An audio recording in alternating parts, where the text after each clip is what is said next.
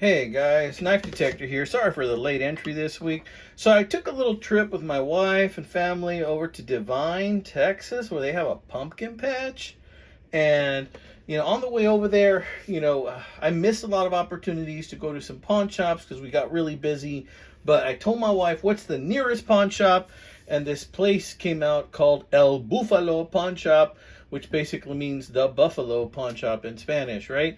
Well, I saw these two guys there, one for 10, one for 12, and I asked the gentleman, hey, what's your best price if I take both, right? And it's something I like to do when I see two things that I like, and I went ahead and I asked him that, and the guy kind of just like, he took it to his manager boss, and his manager boss is like, oh, I 20? And I'm like, all right, 20 it is, right? So $20, no taxes. This is what I got. So let's see if I got buffaloed, okay? And we're going to take a look at that. If I need to use a knife to take some of this tape off, I might use this bad boy.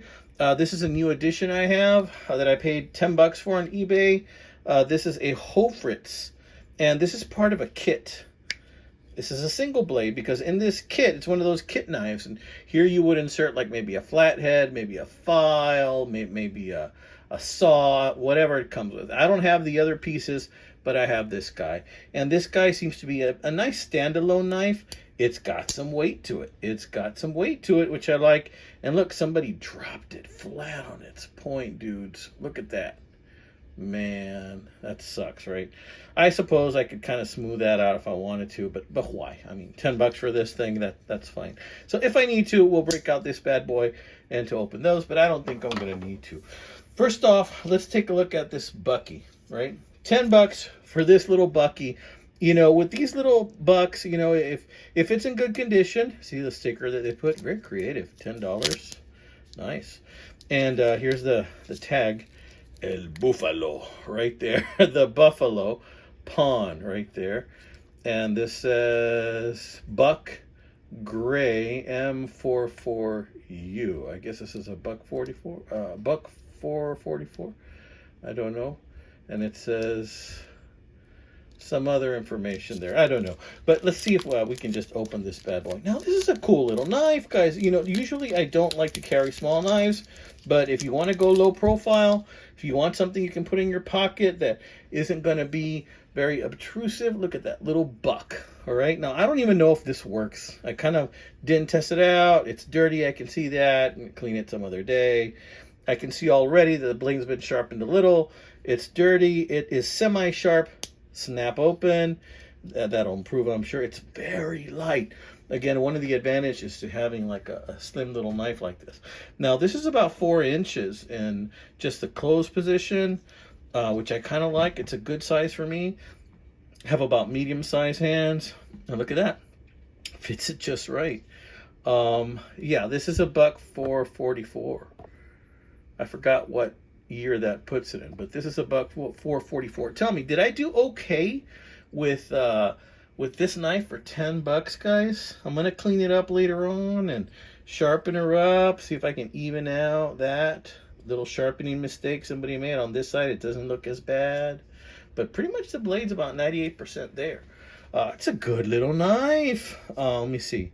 No play, no snap, but it's a sweet little knife. I like it, guys. I like it.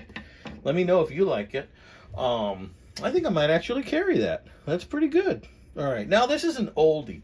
This one had a price for 12, but they lowered it for 10. Take that off. And this is an old Kershaw. Remember these? I think these were around in the 80s.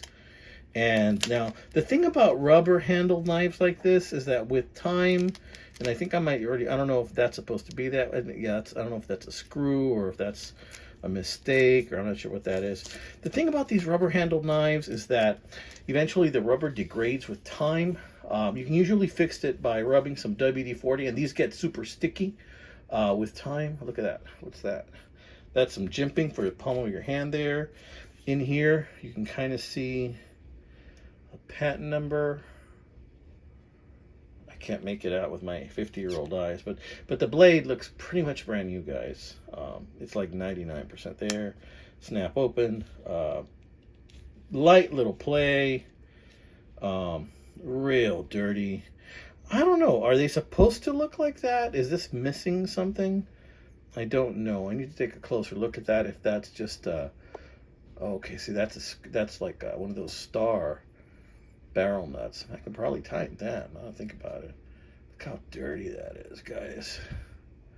Yeah, I'll probably be tightening that at some point. You know what? This is not a bad deal. Okay, it needs sharpening, but the blade's pretty much all there. How do you close this Mamma Jamma? Well, you can see that that is a lockback. Does it close on its own? Let's see if there's a problem. No, it does not close on its own. Good sign. Press here. It closes right there. So it's actually a lockback design. Oh, look at that. What in the hey? This thing kind of peels open. Okay, guys, I've never done this before with a knife, but look at that. I'm pulling this out just to take a look.